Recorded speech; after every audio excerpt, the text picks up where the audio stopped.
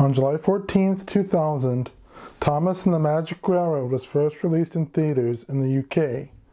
Exactly 9 years later, on July 14th, 2009, Owl City first released his major label debut album, Ocean Eyes, home to the #1 hit song, Fireflies. But what else do Owl City and Thomas and the Magic Railroad have in common? Well, a whole lot.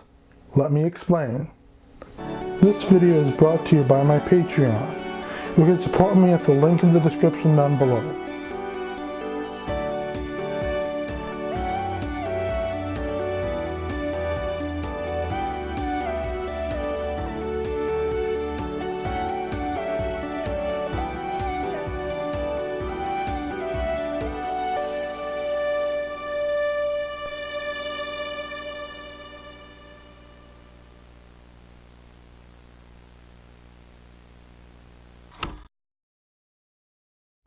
Hello everyone, I'm Rico Robbins, and this is RECORE Rewind, a show that's the home to video essays and personal stories told through memes, nostalgic shows, and myself.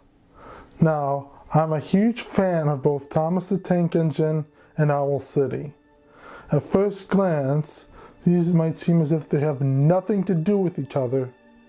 One is a TV series based on a British book series for kids, and the other is a one-man band that produces electronic pop music filled with dreamy and nonsensical lyrics.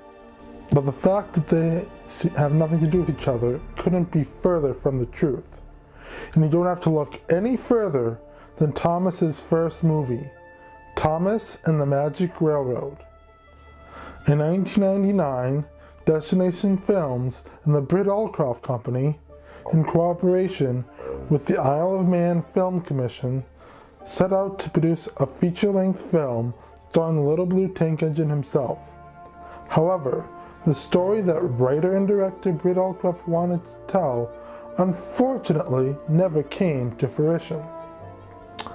In the spring of 2000, just a few months before the film was set to be released, the original version of the film was test screened to a group of young children at a mall in a Los Angeles suburb. Unfortunately, the negative reaction caused Destination Films to demand Britt Allcroft to make drastic last-minute edits to the movie.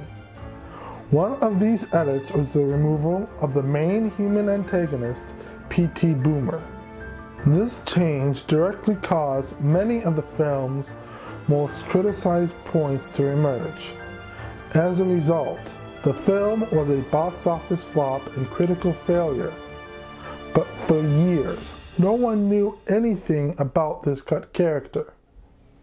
That all changed in 2007 when a popular Thomas fan site called Soda Island discovered the original script for the film. Furthermore, in 2009, the climactic chase scene featuring P.T. Boomer himself leaked onto YouTube, causing widespread interest into whether or not the original version of the film, the version Britt Allcroft intended us to see back in 2000, could ever be found or even be released publicly. Now, I have read the original script of the film. I have also seen the released movie hundreds of times. To me, the film's theme and message is about the childhood sense of wonder and imagination, embodied and symbolized by the presence of magic within the film.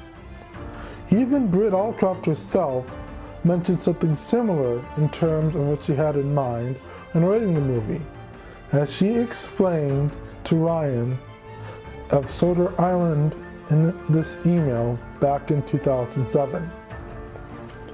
It seems to me that children know magic exists. It is all around us, even if we cannot see, hear, or touch it. The trouble is that we grew up, and sometimes it is hard to see, hear, or touch anything that isn't stressful, noisy, or harsh.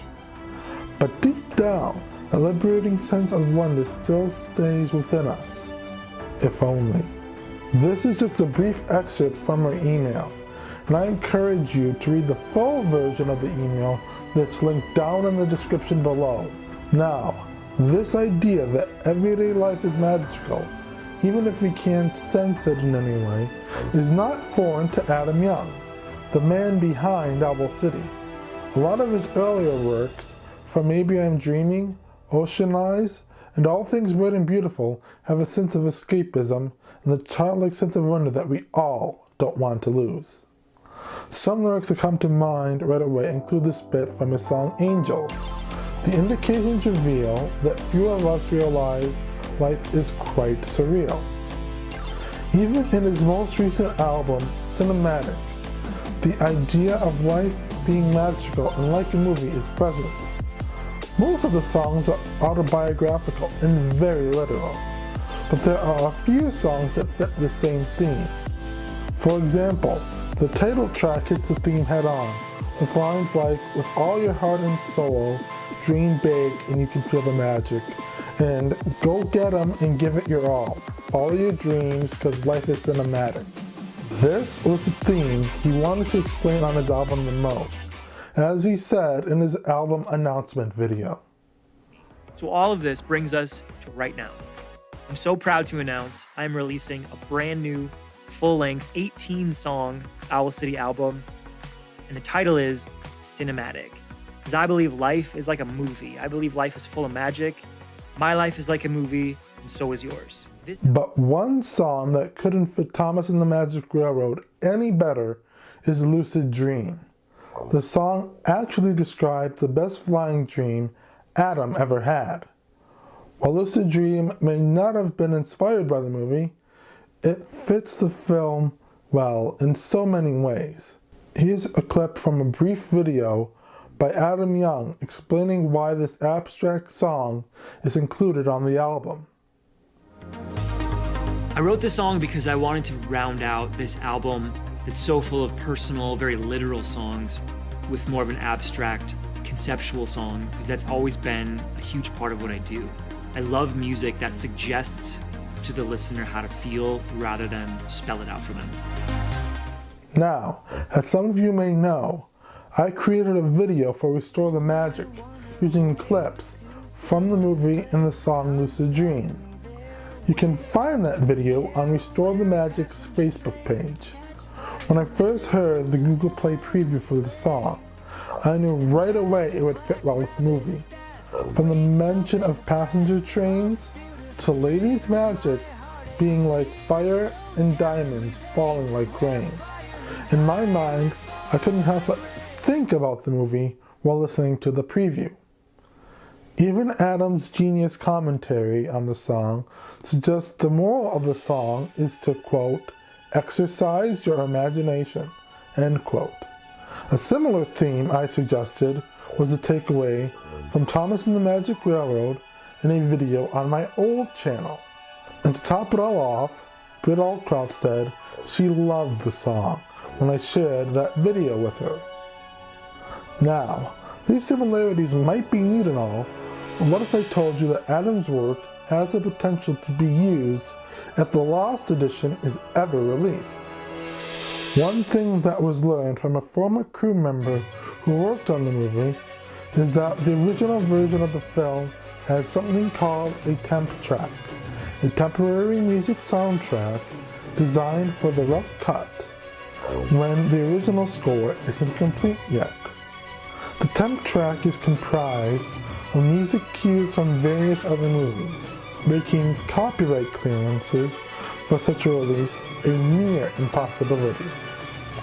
Therefore, if the Lost Edition is ever released, the temp track would have to be replaced with music that can be cleared. Sure, Honeyman's score can be used in certain places, and there's a few unused cues from the movie soundtrack and the German behind-the-scenes featurette. But what about the other scenes? After all, a whole character was cut. Those few cues can't cover everything. Now this might be wishful thinking on my part, but what if Adam Young did a new score for certain parts of the movie? Now, Before you write me off saying that an electronic pop musician knows next to nothing about scoring feature films, let me tell you about a little side project Adam started. In 2016, Adam took a break from Owl City to produce one conceptual instrumental album each month in the vein of movie scores. Each album was based on a historical event. For example, February's was based on the Apollo 11 moon landing. May's was based on the first person to successfully climb Mount Everest, and December's was about the survival story of Ernest Shackleton when a journey to the Antarctic turned deadly.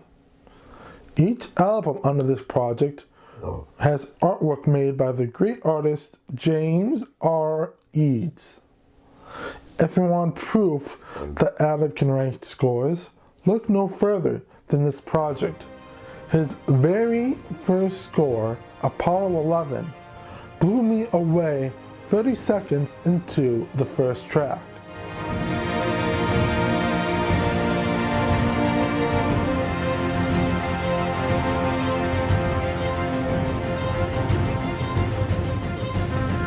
Furthermore, someone asked him in a Q&A about what genre of film he would like to score, and this was his response. However, there's sort of a genre of films that hasn't quite been brought to the forefront. I feel like there were a few movies made back in the late 70s, 80s, and into the 90s that I loved. They had kind of a layer of darkness to them. They were not so much kids movies, but they were under like the children's like family friendly genre. So films like All Dogs Go to Heaven, Watership Down, The Secret of Nim, movies like that. I feel like if they were to redo those or to take stories like that and keep going with them with the technology that we have now, like the CGI that we have now, and I'd be first in line for sure. When reading the script, I can tell that these types of films have that sort of tone and vibe that Britt Allcroft was looking for. This is all the more reason for Adam to join forces with Mattel should they decide to release the Lost Edition of Thomas and the Magic Railroad. Speaking of the Lost Edition, some people know that I am involved with Restore the Magic, a 501c3 non-profit organization dedicated to the education of people all around the world about railway representation in media.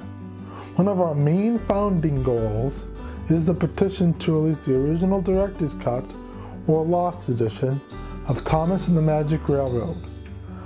That campaign will soon be coming to an end.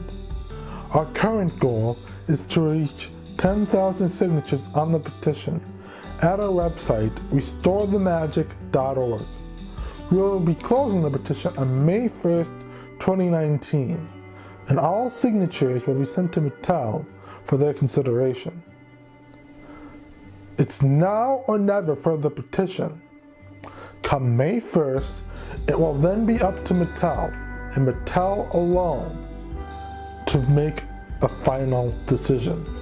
So, if you want to sign our petition to make this a reality, please click the link down in the description below.